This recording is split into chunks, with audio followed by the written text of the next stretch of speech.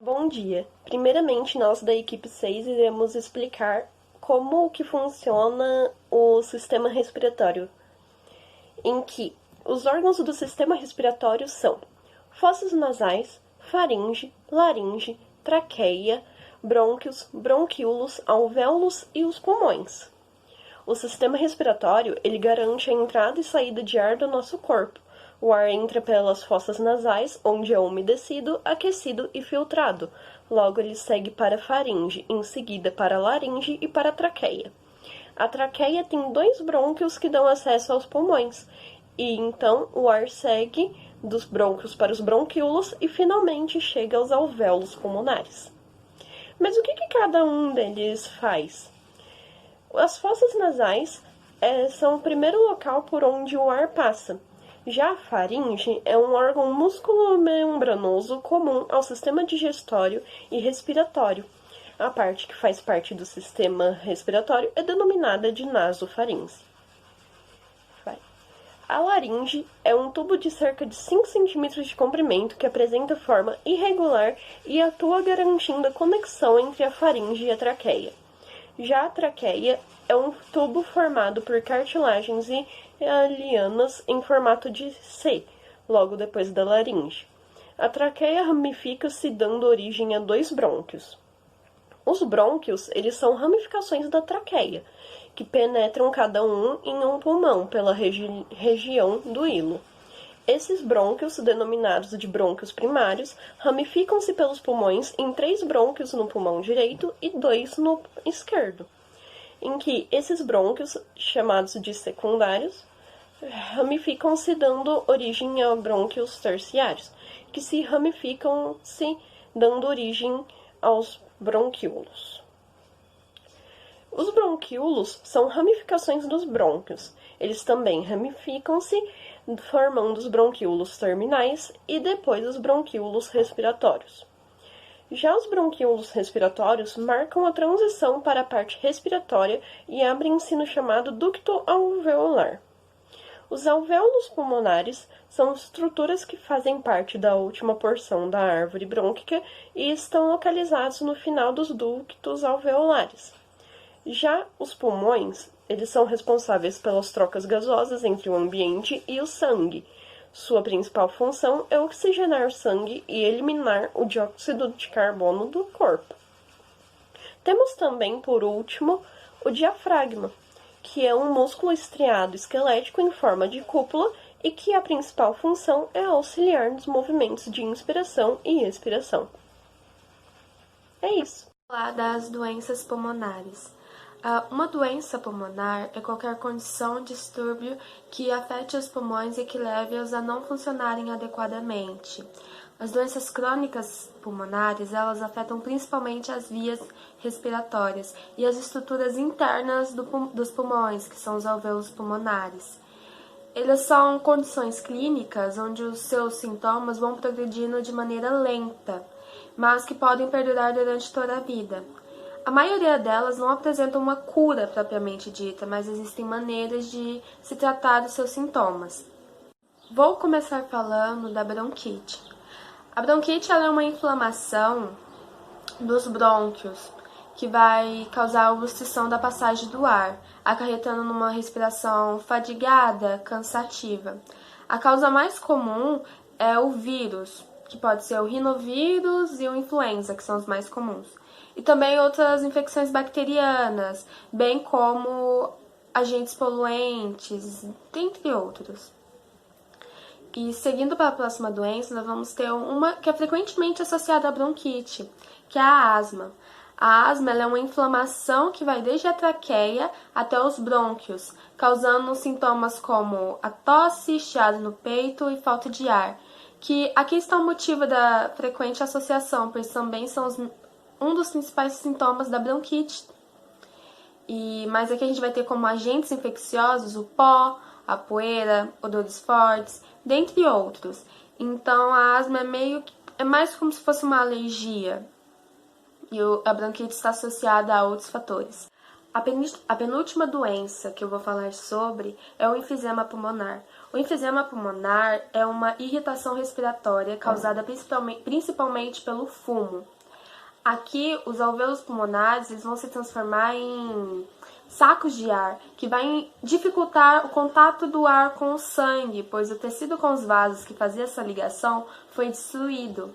Sintomas como falta de ar, cansaço excessivo e até a cor azulada dos dedos pelo baixo nível de oxigênio no sangue são normais nesse quadro. Vou falar das doenças pulmonares. Uma doença pulmonar é qualquer condição, distúrbio que afete os pulmões e que leve-os a não funcionarem adequadamente. As doenças crônicas pulmonares, elas afetam principalmente as vias respiratórias e as estruturas internas dos pulmões, que são os alvéolos pulmonares. Elas são condições clínicas onde os seus sintomas vão progredindo de maneira lenta, mas que podem perdurar durante toda a vida. A maioria delas não apresentam uma cura propriamente dita, mas existem maneiras de se tratar dos seus sintomas. Por último, eu vou falar da doença pulmonar obstrutiva crônica, que é a obstrução do ar que é causada principalmente pelo tabagismo. Tal condição é um aspecto de doenças que inclui o enfisema pulmonar e a bronquite.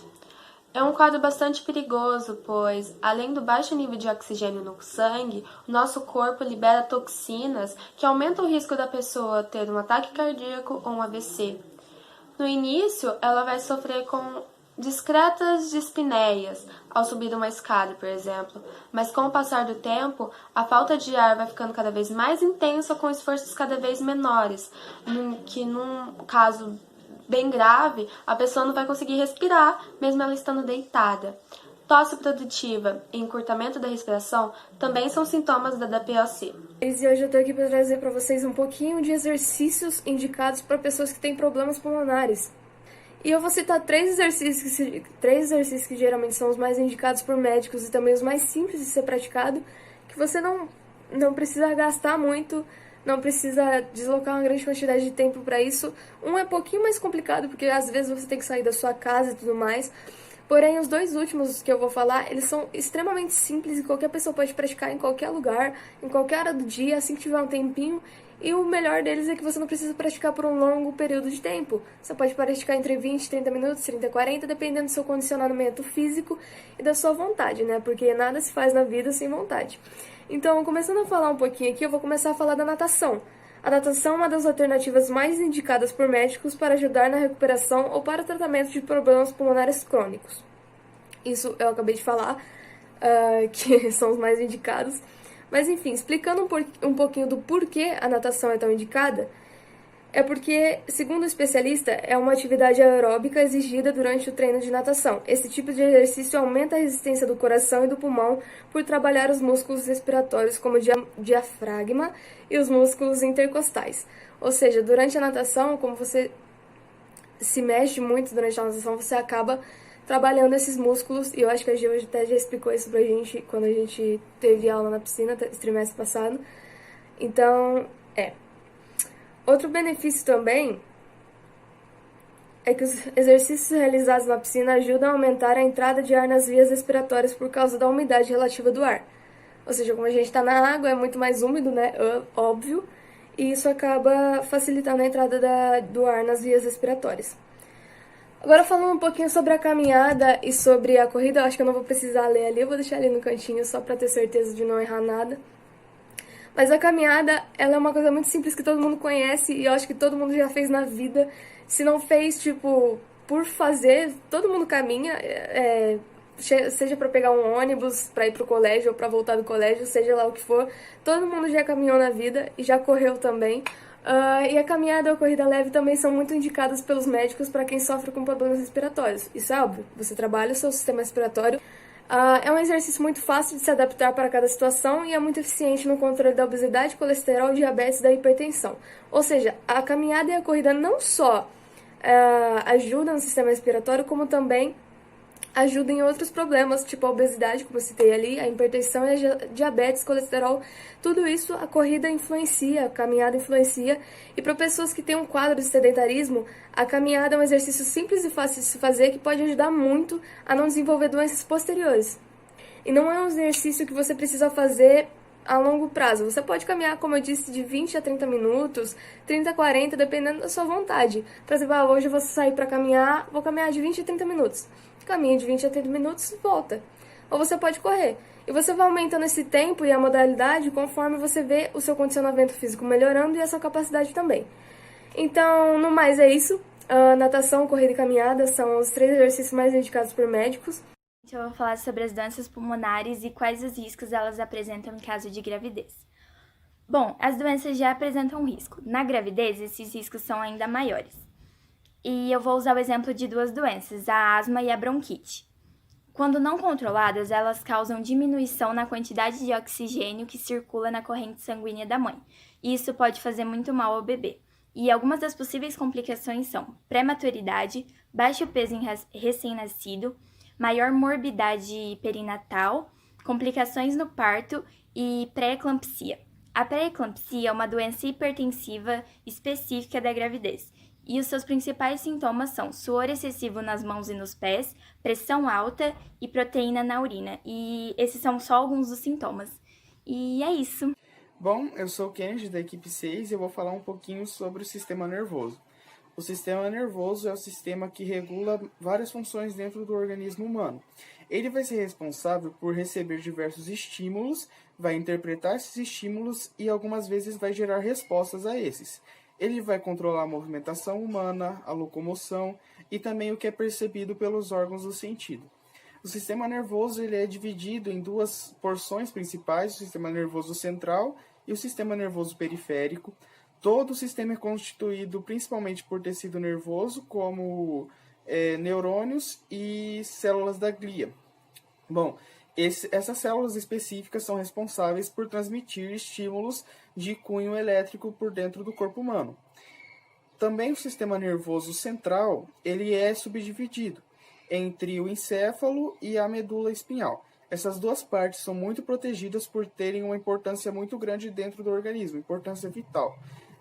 O encéfalo ele é protegido pela caixa craniana e a coluna vertebral é o que protege a medula.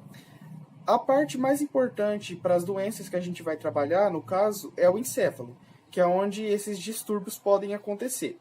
O encéfalo, ele por sua vez, é também dividido em algumas partes. No caso, cérebro, cerebelo, diencéfalo e tronco encefálico. O tronco encefálico, ele vai ser responsável por algumas funções dentro do organismo que não exigem um pensamento para que aconteçam. Como assim? Por exemplo, batimentos cardíacos, a respiração e também a dilatação da pupila. São coisas que acontecem de forma autônoma. E o diencéfalo, por sua vez, ele vai estar relacionado com a percepção dos sentidos, ou seja, paladar, olfato, visão, tato e audição. Já o cérebro, propriamente dito, ele vai ser a parte mais importante dentro do sistema nervoso, porque ele vai ajudar a coordenar todas as outras partes e ele também é onde que acontecem, por exemplo, a memória, o pensamento, a razão, a emoção, a tomada de decisões.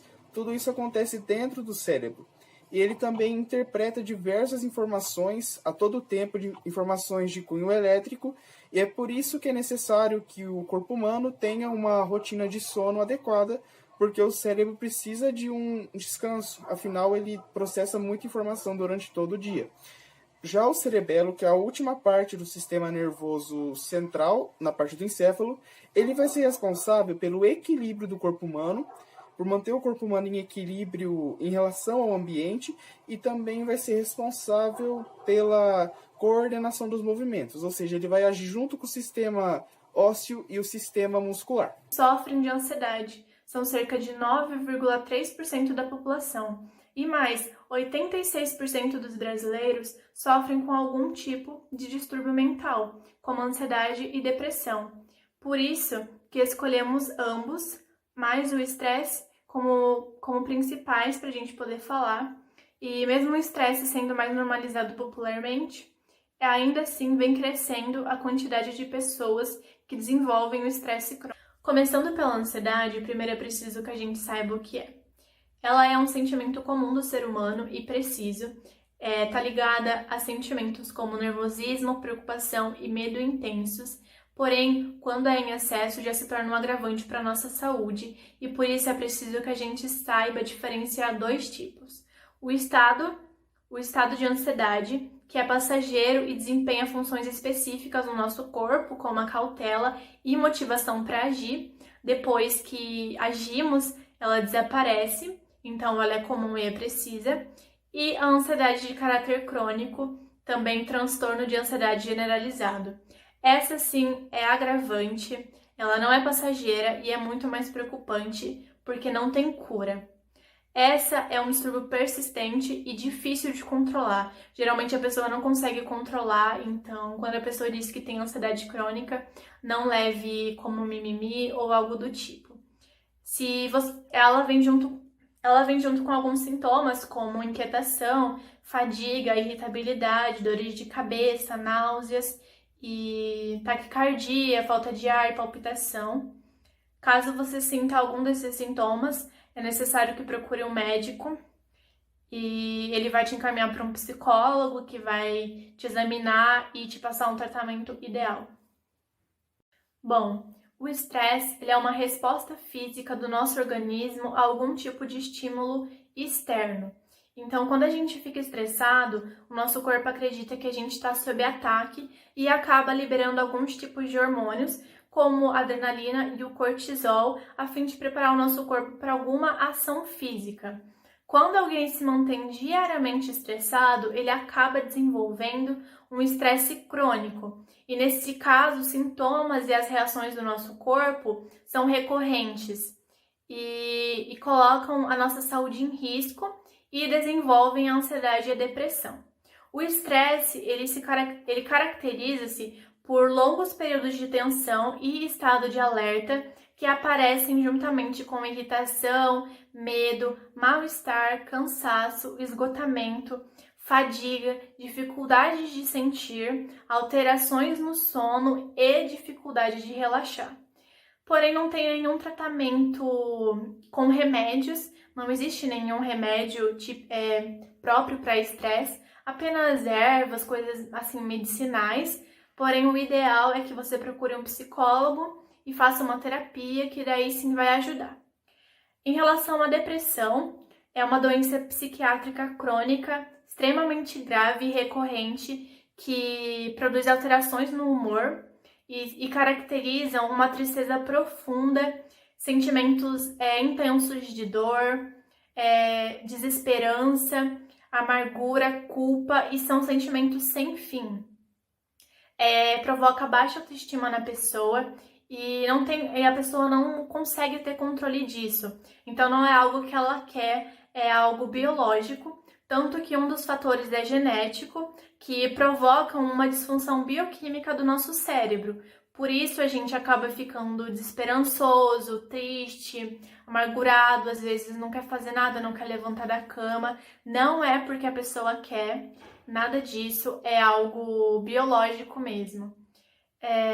Porém, nem todas as pessoas elas reagem de uma mesma forma, porque existe algo chamado gatilho, que é quando a pessoa reage de uma forma nada legal, de uma forma triste, de uma forma não boa, a alguma situação, que podem ser algum trauma de infância, um trauma de relacionamento, pode ser a medicamentos, pode ser a ansiedade e o estresse juntos ou separados, pode ser o consumo de drogas, enfim, vários fatores que podem gerar gatilhos e fazer com que a pessoa desenvolva crises. Alguns sintomas da depressão são alterações no peso, distúrbio de sono, fadiga, apatia, muita culpa excessiva, ideias suicidas e o tratamento é um acompanhamento médico extremamente regrado, porque é algo que não tem cura, ou a cura é muito lenta, então para ter progresso precisa ficar extremamente regrado com o seu médico. Então, caso você tenha algum desses sintomas, procure um médico, que ele com certeza vai saber te orientar. Falar sobre os exercícios indicados. As atividades físicas proporcionam uma distração e um convívio social, além de liberar substâncias como a endorfina e a serotonina, que são responsáveis pela melhora do humor. Segundo alguns pesquisadores, a prática de exercícios aeróbicos pode reduzir pela metade os sintomas da depressão, e os sintomas da ansiedade podem ser reduzidos com atividades físicas de intensidade moderada, que são 150 minutos por semana. Praticar exercícios regularmente pode mudar o jeito que você se vê. Alguns pesquisadores descobriram que um treinamento de força pode melhorar o seu autoconhecimento e sua autoestima. Agora irei explicar sobre as doenças psicológicas em relação com a gravidez, em que primeiramente temos o estresse, em que por culpa do estresse na gravidez pode haver alterações hormonais, na pressão arterial e no sistema imunológico da mulher. Segundo Renan Júnior, diretor do Programa de Saúde Mental da Mulher do Hospital das Clínicas da Faculdade de Medicina da Universidade de São Paulo, o estresse pode levar ao crescimento intrauterino retardado, facilitar abortos espontâneos, definir o nascimento de um bebê com um perímetro encefálico diminuído e aumenta o risco do parto prematuro. Então, vamos falar da ansiedade na gravidez, em que a ansiedade pode causar total descontrole de pensamentos e ações e piorando as situações críticas de estresse, causando piora na insegurança da mulher e ocorrendo conflitos psicológicos. Além disso, a ansiedade na gravidez pode elevar o ganho de peso na gestante. O transtorno de ansiedade generalizada na gestação também leva ao parto prematuro, baixo peso, complicações obstétricas e maior uso de analgésicos no trabalho de parto. Enfim, temos a depressão, em que as mães deprimidas apresentam maiores alterações hormonais, menos cuidado com a alimentação e com a saúde, além de interagirem menos com o bebê que está se formando, prejudicando o desenvolvimento fetal e aumentando as chances de parto prematuro e bebê com baixo peso. É isso. É isso. E eu espero muito que vocês tenham gostado e entendido da apresentação. A equipe 6 se esforçou muito para fazer isso acontecer, para gravar os vídeos, para fazer os arquivos Word, assim como todas as equipes, eu imagino. Então eu espero mesmo de coração que vocês tenham gostado. Gil, espero também que você tenha gostado da nossa apresentação. Um beijo e tchau. You want